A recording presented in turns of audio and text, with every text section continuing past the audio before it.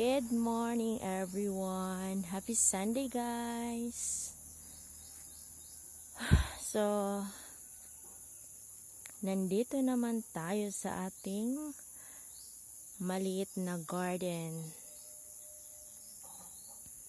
So, medyo maulan kaninang umaga pero huminto na.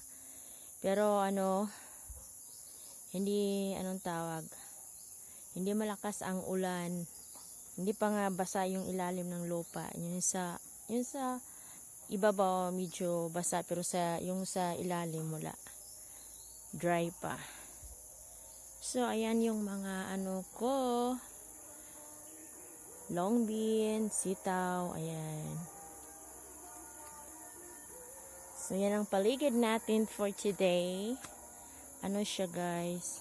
Medyo makulimlim pero wala nang ulan. So, ayan, may tinanim na naman ako ulit na nagtatanim ako guys na ano ba yan? Tinangkong. Ayan. So, ayan, mga tinanim ko ulit guys. Mga bagong tanim ko guys na tinangkong. Iwan ko kung ano sa Tagalog yan. So, ayan. Bagong tinanim ko.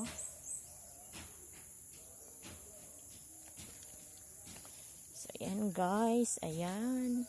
Tinanim ko. Madali lang naman itong mabubuhay. Ito siya guys. Madali lang mabuhay yan.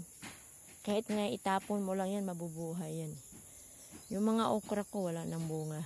Ayan. Ubos na. Of course, marami akong lemongrass, tangad in Bisaya. Mayroon din akong siling labuyo dyan. So, ayan. So, ayan ang mga tinatanim ko guys ngayon. Ito, bago lang yan. Ito. Mga bago lang yan. Hindi ko na siya dinamihan guys. Yan, kasi dadami naman yan. So, yan yung malunggay ko guys. Sana mabubuhay yan. Pero pag walang ulan talaga, kasi nga dry yung lupa sa ilalim. So, kailangan talaga natin diligan sila. Kasi pag too dry din, hindi din sila mabubuhay. So, ayan ang backyard ko. Yan ang backyard namin. And, of course, yung bahay namin dyan, guys, napakahaba yung likod ng bahay kasi nga, nasa bangin kami, guys. Nasa bangin yung bahay namin. So, ayan. Yan ang likod ng bahay. Likod pa lang yan. Pag tinitingnan mo sa baba, parang matatakot ka. Pag nasa taas naman, yan. Parang matatakot ka na. Kasi nga, sobrang taas yun guys. Yan ang bahay namin. Yan, sobrang taas.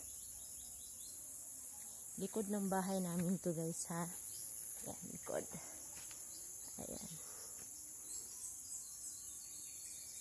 Yan, may CR kami dyan sa labas. Tapos may CR din kami dyan sa baba. So, ito yung septic namin sa baba. Ito yung pangalawang septic. Tapos, nandoon yung isang septic. Bali, dalawa yung septic tank namin sa CR namin.